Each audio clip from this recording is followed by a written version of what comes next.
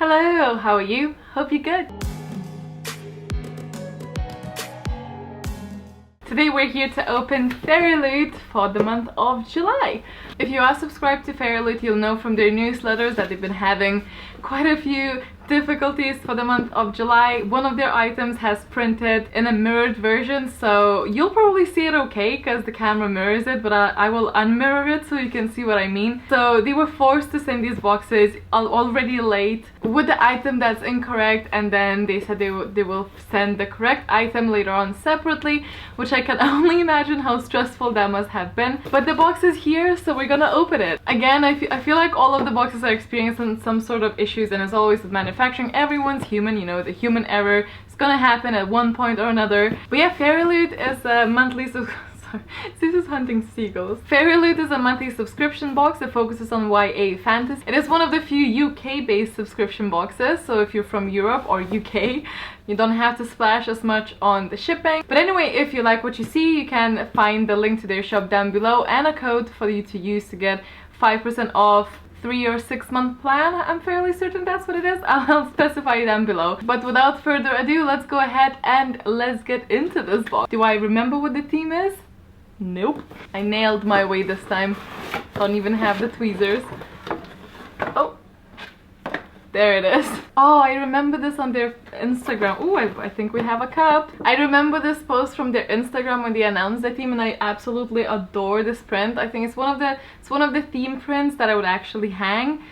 Were I into hanging these things. The theme is the power within, which is why you're holding here, and then the power is like shooting out of you. Yes, I know, seagulls. Okay, that's okay. What's up? Calm down. Oh, there you go. And then on the other side you have everything. Sis, please. I don't even know if you would win against the seagull, but they're pretty big. Anyway, on the other side of the card you have all of the items listed right here, so you can check who is it by and what sort of fandom it's for. Okay, let's get into it. So the first thing, as we could see, was I'm assuming it's a mug, has a Fairyloot logo on the box, and let us get into it. I mean, they usually are cups in these ones. Oh, and there's another logo right here. Ooh! That is exciting. It doesn't have the edges, which, you know, I'm very funnily against.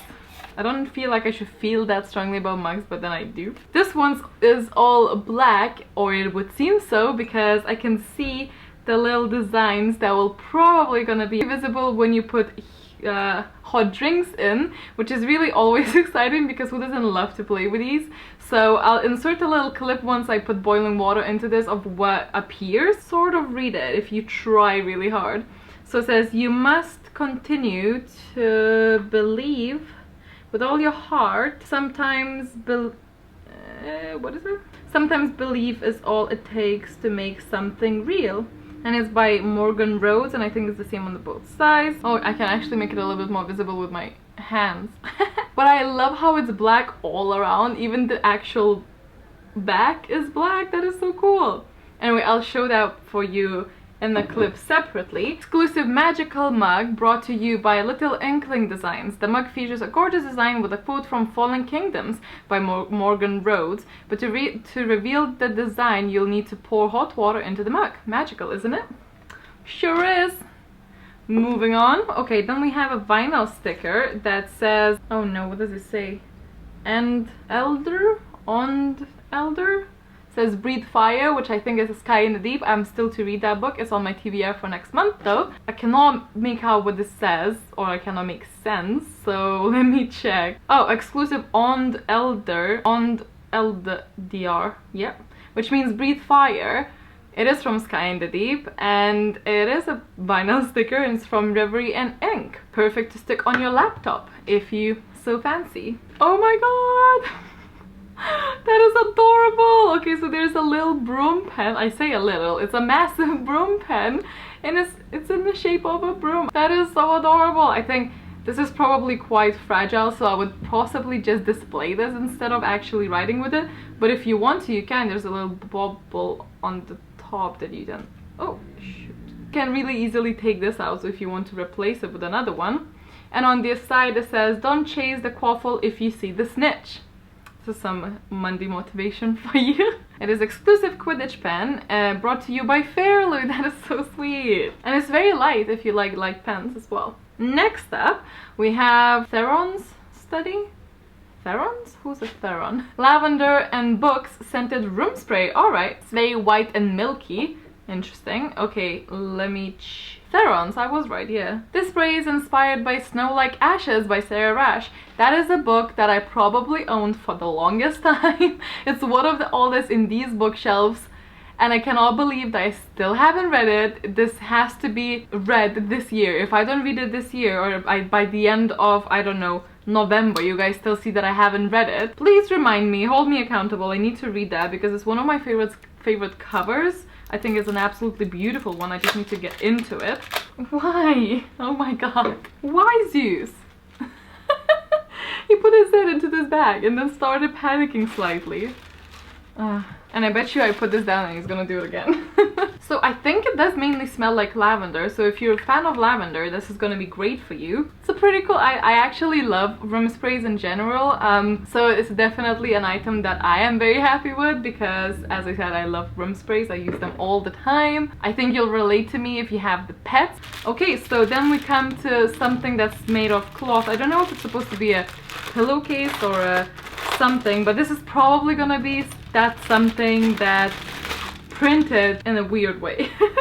Okay, so can I read what this says? No, I cannot. Spine? Spine.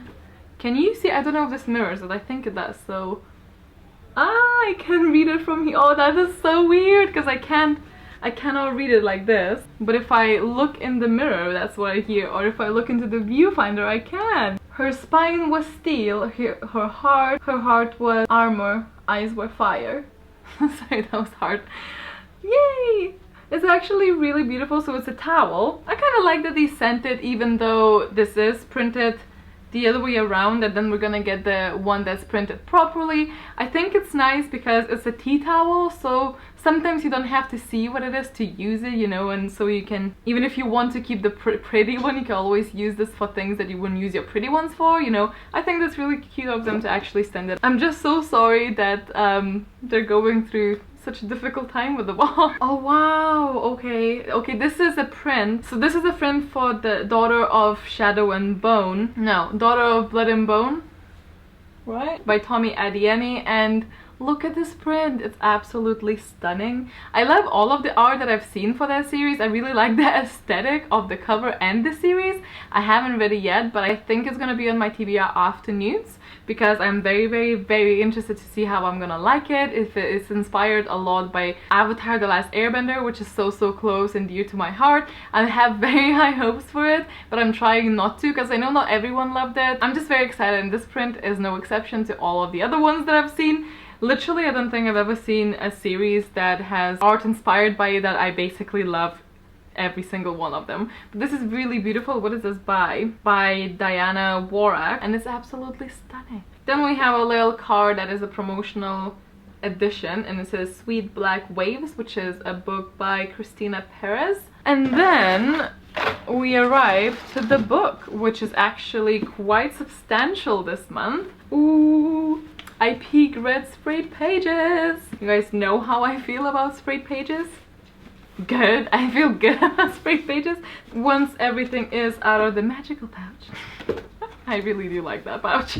We have the little bookmark that I'm really glad they include now for a while now actually, but because this is based on their theme card, and whilst I really rarely hang these up anywhere, I use their bookmarks quite often, and this one's so stunning that it's definitely gonna be used quite a bit. And then you get your buddy code, and if you find your buddy, I think the use of this, or the plan, is to buddy read. I don't know how many people actually do that, but it's really nice to find someone who likes books as well, and it's also a really cool way to find a friend. Mine one is 000779. Then we have our fairy scoop for next month, and the next month's theme is mutinous pirates. Interesting. Pirates are one of my least favorite themes, so we'll see how that one goes.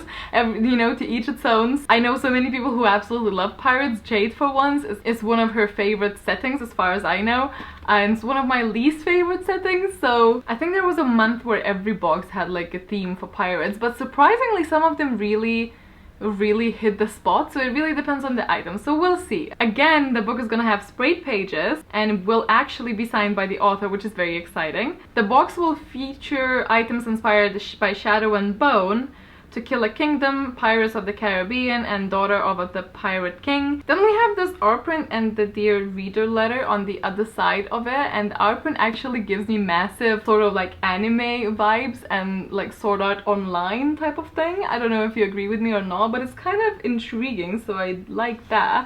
And then the actual book is the Heart of Thorns by Bree Barton. Barton says, trust your heart even if it kills you. Maybe not the best advice. It says, a fantastical feminist fairy tale full of love, mystery, sisterhood, and severed hands. That escalated. Heart of Thorns cast a fierce and magical spell. Stephanie Garber. And then the little thing says, Mia took the knife and held it high, silver moonlight glinting off the blade. She stared at herself in the reflection, and Demon and Oyster Silk stared back. And yet, in spite of everything, even as she stood amidst the charred cinders of her life, she felt freer than she had in ages. Powerful. Run, little rose, run fast and free.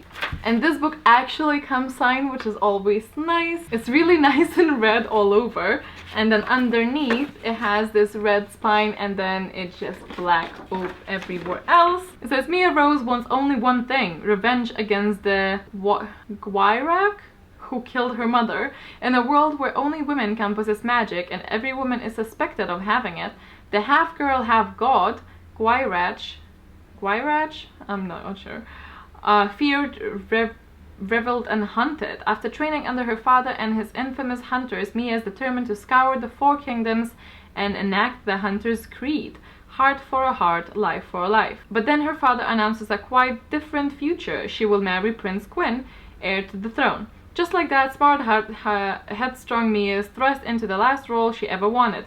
Pretty, wifely bauble to the future king. So on the eve of her wedding, Mia plots a daring escape, only to discover the unimaginable. She has magic. She may be a huntress, but she's also Gwyrash. Oh my god, that word.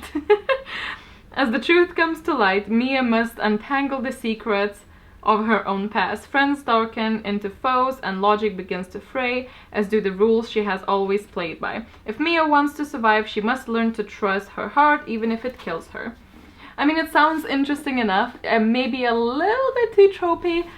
It sort of reminds me a little bit of Fire and Stars, and probably a lot of other things where girl is like 50 but then is promised to the king and stuff. But I like the magic aspect of it, and it seems like it has the potential to be quite cruel and gruesome, which is my vibe. But as always, those are my thoughts. Let me know what you thought of the whole. Let me know how you're doing just in general. Chat to me down in the comments. NEWTs just started, so I'm sure we're all pretty busy, pretty excited. I hope we do a lot of reading this month. Best of luck if you are participating. Stay awesome, stay kind, and I'll see you next time. Bye!